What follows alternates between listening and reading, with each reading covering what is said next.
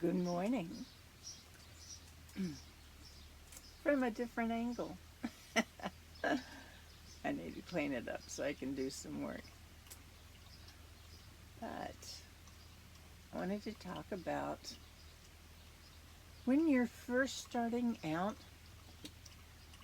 and you see all these book events. Let's go to this one. Let's go to this one. Oh, we need to go to this one. Everyone's talking about going to this one. I personally don't advise going to events until you have at least 3 books in a series.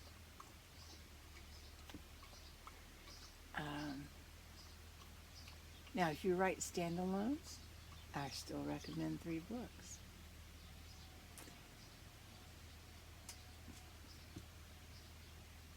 And I would recommend taking 10 to 20 of each book. Will you sell out? Maybe. Maybe not. The other thing is,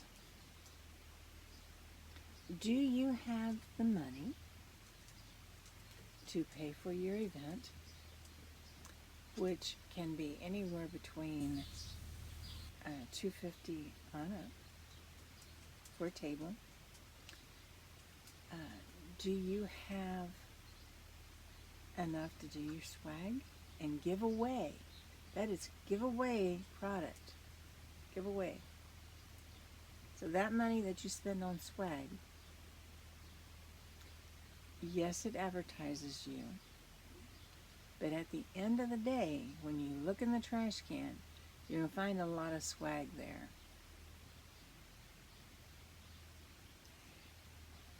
And do you have the money to stay in the hotel?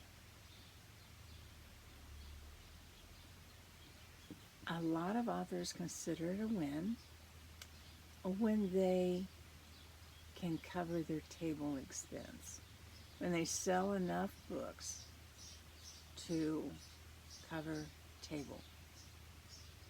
That's not your food, that's not your swag, that's not the cost of your books, and that's definitely not your hotel. Think about the cons and wins, and some events are at resorts or resort towns. Some are at actual resorts, and maybe not the resort like you think of Six Flags as a kid, but things that you wanted to visit once you became a teenager or an adult.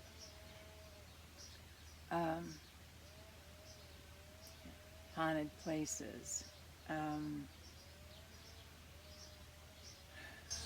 celebrity homes, that kind of thing. Well, I just did one in Branson, and while it was at the convention center, it was a resort town. So consider and weigh, and then decide how many books do you have to sell to pay for all of it. How many books do you have to sell to pay for your table? This is paying for your table. You have to put the money up front to reap the money the day of. So, if you have to sell 50 books and you only sell 12, how bad is that going to hurt you financially? Now, yes, it will get you out there, and it may get you noticed, and it may not. This is one of the reasons I'm pivoting, is because I was not noticed. My book covers did not live up to the romance genre. I don't write romance in my paranormal suspense. Whoops. I don't write romance. So my covers didn't have the hot models, the naked chest. They didn't have that. So now that I'm pivoting, I will be including more of that in my books. More romance in my books. So, and more actual magic. I was told that my books that I had written was very, what they called realities of the paranormal. And it is where I wrote about things that actually happen. Okay, so what if vampires are real? We don't know. We don't know. What if werewolves were real? What about shapeshifters? The natives believe in shapeshifters. So are they real? We've got a culture there that actually believes in it.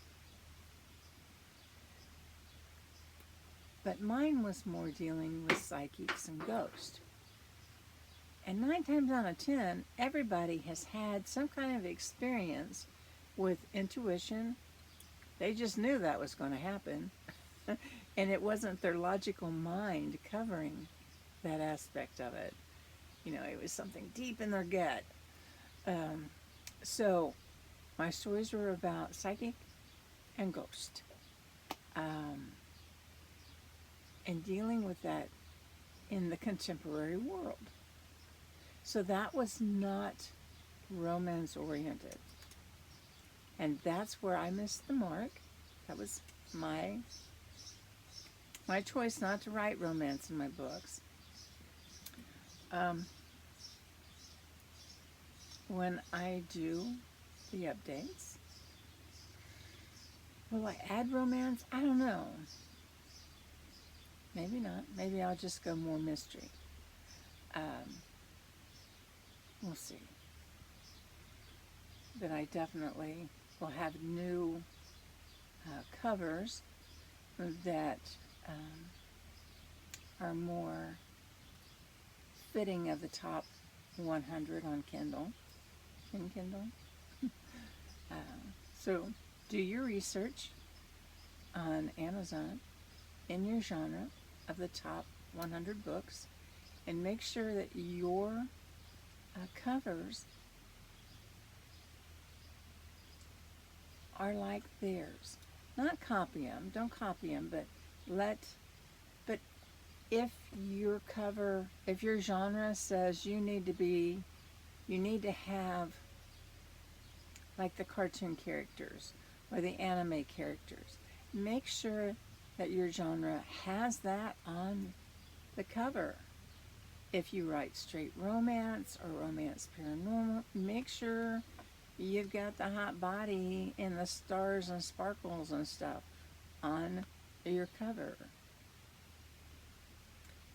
And then have a really good cover made. So, that's all I got for right now. I'll talk to you in a few.